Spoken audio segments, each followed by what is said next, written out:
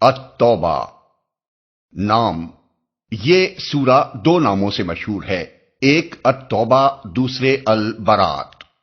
توبہ اس لحاظ سے کہ اس میں ایک جگہ بعض اہل ایمان کے قصوروں کی معافی کا ذکر ہے، اور برات اس لحاظ سے کہ اس کے آغاز میں مشرکین سے بری الذمہ ہونے کا اعلان ہے۔ بسم اللہ نہ لکھنے کی وجہ۔ اس سورہ کی ابتدا میں بسم اللہ الرحمن الرحیم نہیں لکھی جاتی۔ اس کے متعدد وجوہ مفسرین نے بیان کیے ہیں، جن میں بہت کچھ اختلاف ہے، مگر صحیح بات وہی ہے جو امام رازی نے لکھی ہے کہ نبی صلی اللہ علیہ وسلم نے خود اس کے آغاز میں بسم اللہ نہیں لکھوائی تھی، اس لیے صحابہ کرام نے بھی نہیں لکھی اور بعد کے لوگ بھی اسی کی پیروی کرتے رہے۔ یہ اس بات کا مزید ایک ثبوت ہے کہ قرآن کو نبی صلی اللہ علیہ وسلم سے جوں کا توں لینے اور جیسا دیا گیا تھا ویسا ہی اس کو محفوظ رکھنے میں کس درجہ احتیاط و اہتمام سے کام لیا گیا ہے۔ زمانہ نزول و اجزائے سورہ۔ یہ سورہ 3 تقریروں پر مشتمل ہے۔ پہلی تقریر آغاز سورہ سے 5ویں رکوع کے آخر تک چلتی ہے۔ اس کا زمانہ نزول ذی قعد 9 ہجری یا اس کے لگ بھگ ہے۔ نبی صلی اللہ علیہ وسلم اس سال حضرت ابو بکر کو امیر الحاج مقرر کر کے مکہ روانہ کر چکے تھے کہ یہ تقریر نازل ہوئی، اور حضور نے فوراً سیدنا علی رضی اللہ عنہ کو ان کے پیچھے بھیجا تاکہ حج کے موقع پر تمام عرب کے نمائندہ اجتماع میں اسے سنائیں اور اس کے مطابق جو طرز عمل تجویز کیا گیا تھا اس کا اعلان کر دیں۔ دوسری تقریر رکوع 6 کی ابتدا سے رکوع 9 کے اختتام تک چلتی ہے، اور یہ رجب 9 ہجری یا اس سے کچھ پہلے نازل ہوئی، جبکہ نبی صلی اللہ علیہ وسلم غزوہ تبوک کی تیاری کر رہے تھے۔ اس میں اہل ایمان کو جہاد پر اکسایا گیا ہے اور ان لوگوں کو سختی کے ساتھ ملامت کی گئی ہے جو نفاق یا ضعف ایمان یا سستی و کاہلی کی وجہ سے راہ خدا میں جان و مال کا زیاں برداشت کرنے سے جی چرا رہے تھے۔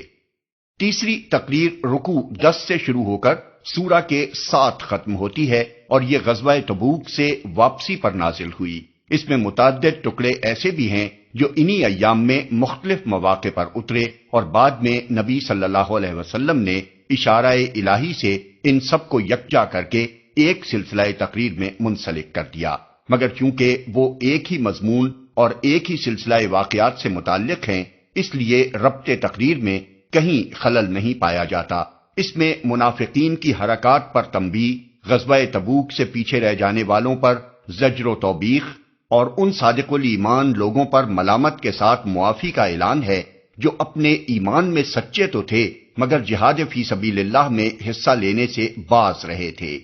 نزول ترتیب کے لحاظ سے پہلی تقریر سب سے آخر میں آنی چاہیے تھی، لیکن مضمون کی اہمیت کے لحاظ سے وہی سب سے مقدم تھی، اس لیے مصحف کی ترتیب میں نبی صلی اللہ علیہ وسلم نے اس کو پہلے رکھا اور بقیہ دونوں تقریروں کو مؤخر کر دیا۔ تاریخی پس منظر۔ زمانہ نزول کی تعیین کے بعد ہمیں اس سورہ کے تاریخی پس منظر پر ایک نگاہ ڈال لینی چاہیے۔ جس سلسلہ واقعات سے اس کے مضامین کا تعلق ہے اس کی ابتدا صلح حدیبیہ سے ہوتی ہے۔ حدیبیہ تک 6 سال کی مسلسل جد و جہد کا نتیجہ اس شکل میں رونما ہو چکا تھا کہ عرب کے تقریباً 1/3 حصے میں اسلام ایک منظم سوسائٹی کا دین، ایک مکمل تہذیب و تمدن اور ایک کامل با اختیار ریاست بن گیا تھا۔ حدیبیہ کی صلح جب واقع ہوئی تو اس دین کو یہ موقع بھی حاصل ہو گیا کہ اپنے اثرات نسبتاً زیادہ امن و اطمینان کے ماحول میں ہر 4 طرف پھیلا سکے۔ اس کے بعد واقعات کی رفتار نے 2 بڑے راستے اختیار کیے جو آگے چل کر نہایت اہم نتائج پر منتہی ہوئے۔ ان میں سے ایک کا تعلق عرب سے تھا اور دوسرے کا سلطنت روم سے۔ عرب کی تسخیر۔ عرب میں حدیبیہ کے بعد دعوت و تبلیغ اور استحکام قوت کی جو تدبیریں اختیار کی گئیں ان کی بدولت 2 سال کے اندر ہی اسلام کا دائرہ اثر اتنا پھیل گیا اور اس کی طاقت اتنی زبردست ہو گئی کہ پرانی جاہلیت اس کے مقابلے میں بے بس ہو کر رہ گئی۔ آخر کار جب قریش کے زیادہ پرجوش عناصر نے بازی ہرتی دیکھی تو انہیں یارائے ضبط نہ رہا اور انہوں نے حدیبیہ کے معاہدے کو توڑ ڈالا۔ وہ اس بندش سے آزاد ہو کر اسلام سے ایک آخری فیصلہ کن مقابلہ کرنا چاہتے تھے، لیکن نبی صلی اللہ علیہ وسلم نے ان کی اس عہد شکنی کے بعد ان کو سنبھلنے کا کوئی موقع نہ دیا اور اچانک مکے پر حملہ کر کے رمضان 8 ہجری میں اسے فتح کر لیا۔ اس کے بعد قدیم جاہلی نظام نے آخری حرکت مذبوحی حنین کے میدان میں کی، جہاں حوازن، ثقیف، نضر، جشم اور بعض دوسرے جاہلیت پرست قبائل نے اپنی ساری طاقت لا کر جھونک دی تاکہ اس اصلاحی انقلاب کو روکیں جو فتح مکہ کے بعد تکمیل کے مرحلے میں پہنچ چکا تھا۔ لیکن یہ حرکت بھی ناکام ہوئی اور حنین کی شکست کے ساتھ عرب کی قسمت کا قطعی فیصلہ ہو گیا کہ اسے اب دارالاسلام بن کر رہنا ہے۔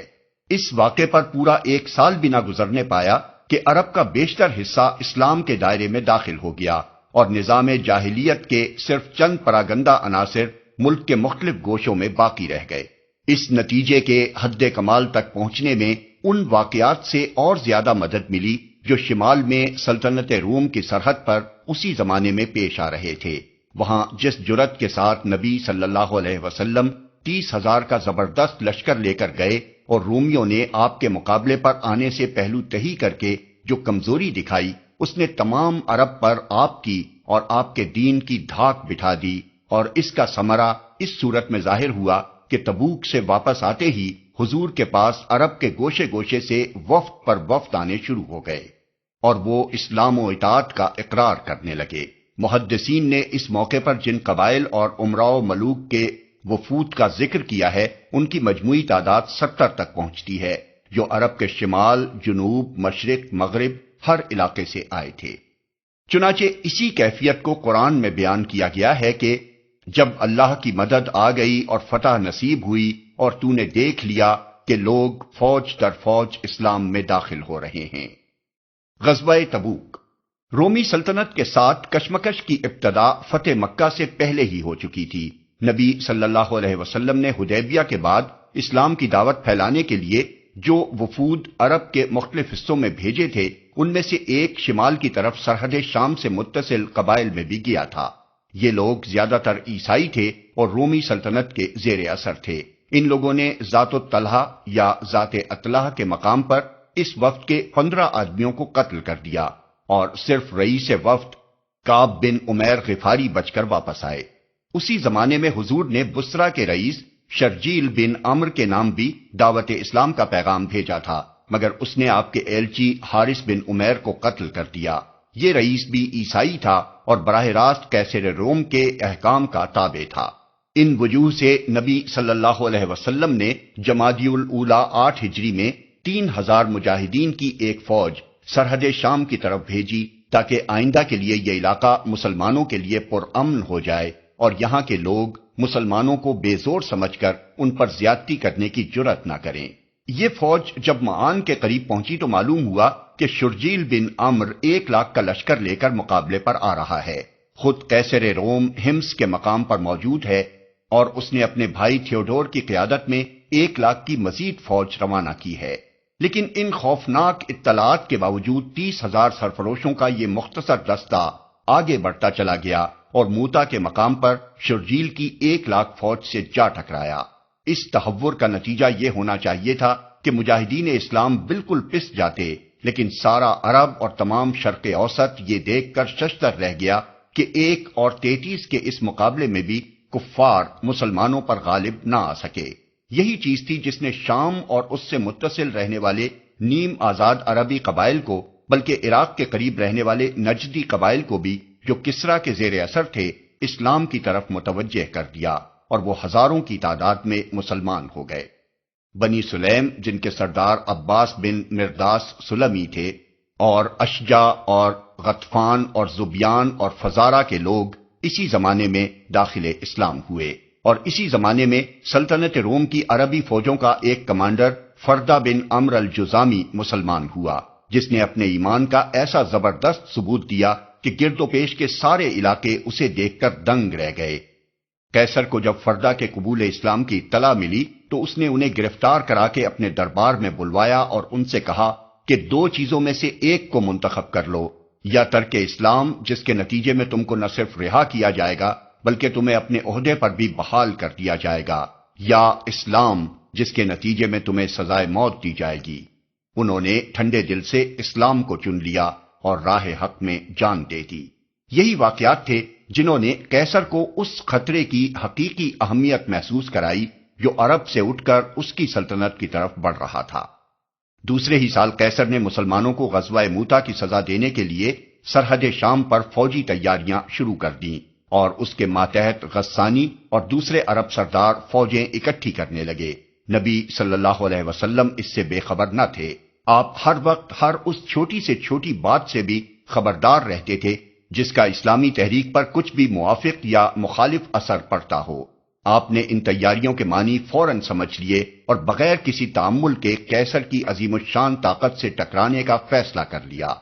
اس موقع پر ذرہ برابر بھی کمزوری دکھائی جاتی تو سارا بنا بنایا کام بگڑ جاتا۔ ایک طرف عرب کی دم توڑتی ہوئی جاہلیت جس پر حنین میں آخری ضرب لگائی جا چکی تھی پھر جی اٹھتی، دوسری طرف مدینے کے منافقین جو ابو عامر راہب کے واسطے غسان کے عیسائی بادشاہ اور خود قیصر کے ساتھ اندرونی ساز باز رکھتے تھے اور جنہوں نے اپنی ریشہ دوانیوں پر دینداری کا پردہ ڈالنے کے لیے مدینے سے متصل ہی مسجد زرار تعمیر کر رکھی تھی، بغل میں چھرا گھونپ دیتے۔ سامنے سے قیصر جس کا دبدبہ ایرانیوں کو شکست دینے کے بعد تمام دور و نزدیک کے علاقوں پر چھا گیا تھا، حملہ آور ہو جاتا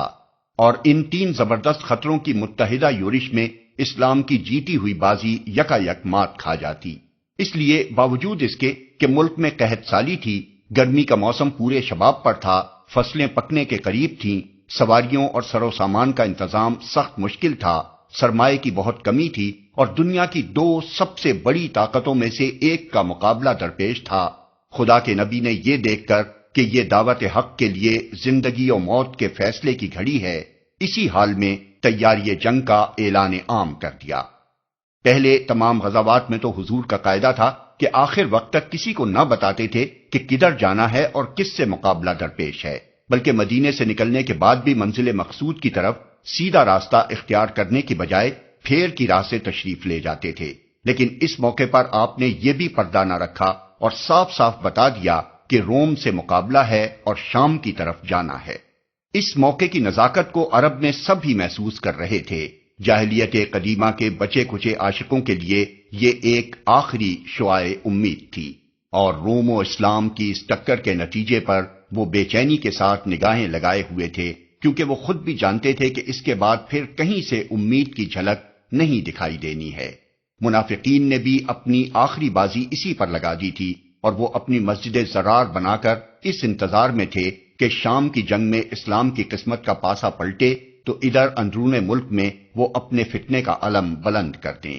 یہی نہیں بلکہ انہوں نے اس مہم کو ناکام کرنے کے لیے تمام ممکن تدبیریں بھی استعمال کر ڈالیں۔ ادھر مومنین صادقین کو بھی پورا احساس تھا کہ جس تحریک کے لیے 22 سال سے وہ سربکف رہے ہیں، اس وقت اس کی قسمت ترازو میں ہے۔ اس موقع پر جرأت دکھانے کے معنی یہ ہے کہ اس تحریک کے لیے ساری دنیا پر چھا جانے کا دروازہ کھل جائے، اور کمزوری دکھانے کے معنی یہ ہے کہ عرب میں بھی اس کی بساط الٹ جائے۔ چنانچہ اسی احساس کے ساتھ ان فدائیان حق نے انتہائی جوش و خروش سے جنگ کی تیاری کی۔ سر و سامان کی فراہمی میں ہر ایک نے اپنی بساط سے بڑھ کر حصہ لیا۔ حضرت عثمان اور حضرت عبد الرحمن بن عوف نے بڑی بڑی رقمیں پیش کیں، حضرت عمر نے اپنی عمر بھر کی کمائی کا آدھا حصہ لا کر رکھ دیا، حضرت ابو بکر نے اپنی ساری پونجی نذر کر دی، غریب صحابیوں نے محنت مزدوری کر کر کے جو کچھ کمایا لا کر حاضر کر دیا، عورتوں نے اپنے زیور اتار اتار کر دے دیے،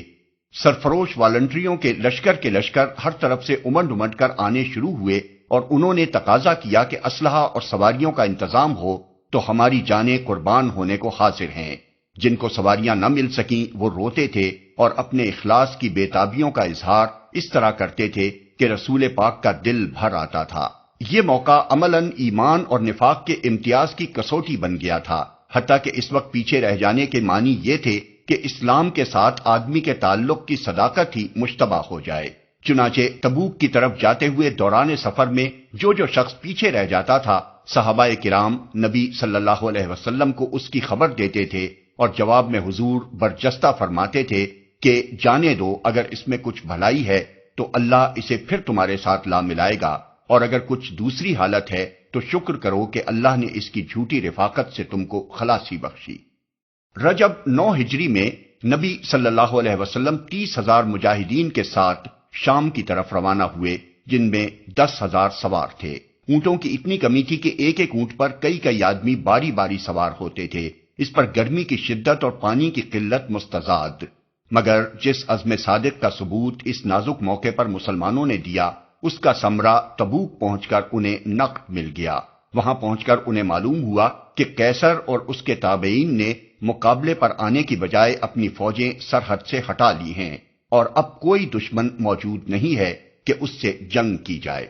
سیرت نگار بالعموم اس واقعے کو اس انداز سے لکھ جاتے ہیں کہ گویا وہ خبر ہی سرے سے غلط نکلی جو آن حضرت صلی اللہ علیہ وسلم کو رومی افواج کے اجتماع کے متعلق ملی تھی، حالانکہ دراصل واقعہ یہ تھا کہ قیصر نے اجتماع افواج شروع کیا تھا، لیکن جب آن حضرت صلی اللہ علیہ وسلم اس کی تیاریاں مکمل ہونے سے پہلے ہی مقابلے پر پہنچ گئے تو اس نے سرحد سے فوجیں ہٹا لینے کے سوا کوئی چارہ نہ پایا۔ غزوہ موتا میں 3,000 اور 1,00,000 کے مقابلے کی جو شان وہ دیکھ چکا تھا، اس کے بعد اس میں اتنی ہمت نہ تھی کہ خود نبی کی قیادت میں جہاں 30,000 فوج آ رہی ہو، وہاں وہ 1,00,000-2,00,000 آدمی لے کر میدان میں آ جاتا۔ قیصر کے یوں طرح دیے جانے سے جو اخلاقی فتح حاصل ہوئی، اس کو نبی صلی اللہ علیہ وسلم نے اس مرحلے پر کافی سمجھا، اور بجائے اس کے کہ تبوک سے آگے بڑھ کر سرحد شام میں داخل ہوتے، آپ نے اس بات کو ترجیح دی کہ اس فتح سے انتہائی ممکن سیاسی اور حربی فوائد حاصل کریں۔ چنانچہ آپ نے تبوک میں 20 دن ٹھہر کر ان بہت سی چھوٹی چھوٹی ریاستوں کو جو سلطنت روم اور دارالاسلام کے درمیان واقع تھیں اور اب تک رومیوں کے زیر اثر رہی تھیں، فوجی دباؤ سے سلطنت اسلامی کا باج گزار اور تابع امر بنا لیا۔ اس سلسلے میں دومت الجندل کے عیسائی رئیس اکیدر بن عبد الملک کندی، ایلا کے عیسائی رئیس یوحنا بن روبا اور اسی طرح مکنا، جربا اور ازروہ کے نصرانی رؤسا نے بھی جزیہ ادا کر کے مدینے کی تابعیت قبول کی، اور اس کا نتیجہ یہ ہوا کہ اسلامی حدود اقتدار براہ راست رومی سلطنت کے سرحد تک پہنچ گئے، اور جن عرب قبائل کو قیاصرہ روم اب تک عرب کے خلاف استعمال کرتے رہے تھے، اب ان کا بیشتر حصہ رومیوں کے مقابلے پر مسلمانوں کا معاون بن گیا۔ پھر اس کا سب سے بڑا فائدہ یہ ہوا کہ سلطنت روم کے ساتھ ایک طویل کشمکش میں الجھ جانے سے پہلے اسلام کو عرب پر اپنی گرفت مضبوط کر لینے کا پورا موقع مل گیا۔ تبوک کی اس فتح بلا جنگ نے عرب میں ان لوگوں کی کمر توڑ دی جو اب تک جاہلیت قدیمہ کے بحال ہونے کی آس لگائے بیٹھے تھے، خواہ وہ علانیہ مشرک ہوں یا اسلام کے پردے میں منافق بنے ہوئے ہوں۔ اس آخری مایوسی نے ان میں سے اکثر و بیشتر کے لیے اس کے سوا کوئی چارہ نہ رہنے دیا کہ اسلام کے دامن میں پناہ لیں، اور اگر خود نعمت ایمانی سے بہرہور نہ بھی ہوں تو کم از کم ان کی آئندہ نسلیں بالکل اسلام میں جذب ہو جائیں۔ اس کے بعد جو ایک برائے نام اقلیت شرک و جاہلیت میں ثابت قدم رہ گئی تھی، وہ اتنی بے بس ہو گئی تھی کہ اس اصلاحی انقلاب کی تکمیل میں کچھ بھی مانے نہ ہو سکتی تھی جس کے لیے اللہ نے اپنے رسول کو بھیجا تھا۔ مسائل و مباحث۔ اس پس منظر کو نگاہ میں رکھنے کے بعد ہم بآسانی ان بڑے بڑے مسائل کا احصاء کر سکتے ہیں جو اس وقت درپیش تھے اور جن سے سورہ توبہ میں تعرض کیا گیا ہے۔ ایک، اب چونکہ عرب کا نظم و نسق بالکلیہ اہل ایمان کے ہاتھ میں آ گیا تھا اور تمام مزاحم طاقتیں بے بس ہو چکی تھیں، اس لیے وہ پالیسی واضح طور پر سامنے آ جانی چاہیے تھی جو عرب کو مکمل دارالاسلام بنانے کے لیے اختیار کرنی ضروری تھی۔ چنانچہ وہ حسب ذیل صورت میں پیش کی گئی۔ الف، عرب سے شرک کو قطعاً مٹا دیا جائے اور قدیم مشرکانہ نظام کا کلی استحصال کر ڈالا جائے تاکہ مرکز اسلام ہمیشہ کے لیے خالص اسلامی مرکز ہو جائے اور کوئی دوسرا عنصر اس کے اسلامی مزاج میں نہ تو خلل انداز ہو سکے اور نہ کسی خطرے کے موقع پر اندرونی فتنے کا موجب بن سکے۔ اسی غرض کے لیے مشرکین سے برات اور ان کے ساتھ معاہدوں کے اختتام کا اعلان کیا گیا۔ ب، کعبہ کا انتظام اہل ایمان کے ہاتھ میں آ جانے کے بعد یہ بالکل نامناسب تھا کہ جو گھر خالص خدا کی پرستش کے لیے وقف کیا گیا تھا اس میں بدستور شرک ہوتا رہے اور اس کی تولیت بھی مشرکین کے قبضے میں رہے۔ اس لیے حکم دیا گیا کہ آئندہ کعبے کی تولیت بھی اہل توحید کے قبضے میں رہنی چاہیے اور بیت اللہ کے حدود میں شرک و جاہلیت کی تمام رسمیں بھی بزور بند کر دینی چاہیے، بلکہ اب مشرکین اس گھر کے قریب پھٹکنے بھی نہ پائیں تاکہ اس بنائے ابراہیمی کے آلودہ شرک ہونے کا کوئی امکان باقی نہ رہے۔ جیم، عرب کی تمدنی زندگی میں رسوم جاہلیت کے جو آثار ابھی تک باقی تھے، ان کا جدید اسلامی دور میں جاری رہنا کسی طرح درست نہ تھا، اس لیے ان کے استحصال کی طرف توجہ دلائی گئی۔ نسی کا قاعدہ ان رسوم میں سب سے زیادہ بدنما تھا، اس لیے اس پر براہ راست ضرب لگائی گئی، اور اسی ضرب سے مسلمانوں کو بتا دیا گیا کہ بقیہ آثار جاہلیت کے ساتھ انہیں کیا کرنا چاہیے۔ 2،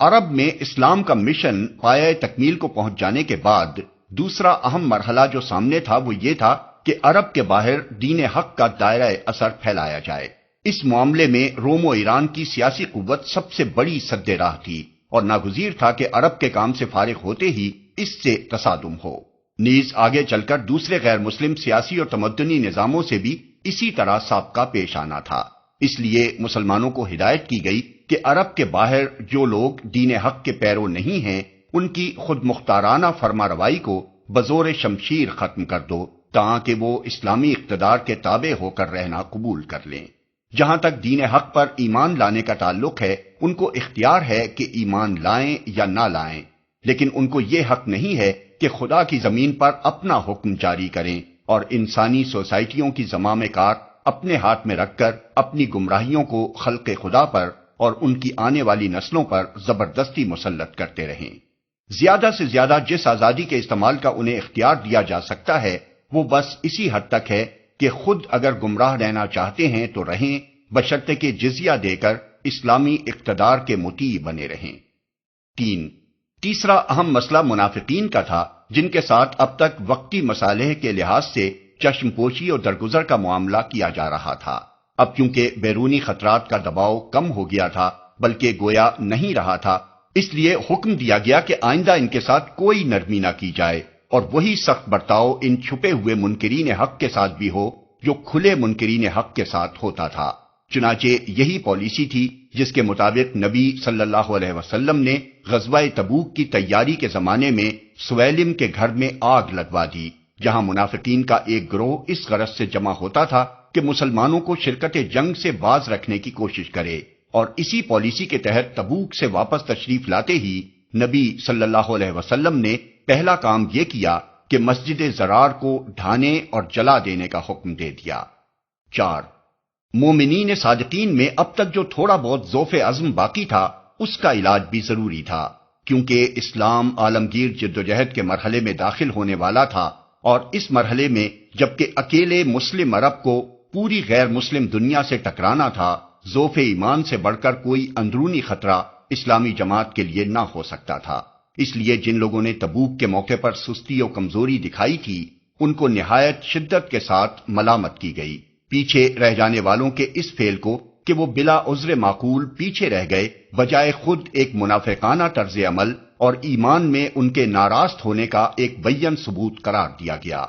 اور آئندہ کے لیے پوری صفائی کے ساتھ یہ بات واضح کر دی گئی کہ اعلاء کلمت اللہ کی جد و جہد اور کفر و اسلام کی کشمکش ہی وہ اصلی کسوٹی ہے جس پر مومن کا دعوی ایمان پرکھا جائے گا۔ جو اس آویزش میں اسلام کے لیے جان و مال اور وقت و محنت صرف کرنے سے جی چرائے گا، اس کا ایمان معتبر ہی نہ ہوگا، اور اس پہلو کی کسر کسی دوسرے مذہبی عمل سے پوری نہ ہو سکے گی۔ ان امور کو نظر میں رکھ کر سورہ توبہ کا مطالعہ کیا جائے تو اس کے تمام مضامین بآسانی سمجھ میں آ سکتے ہیں۔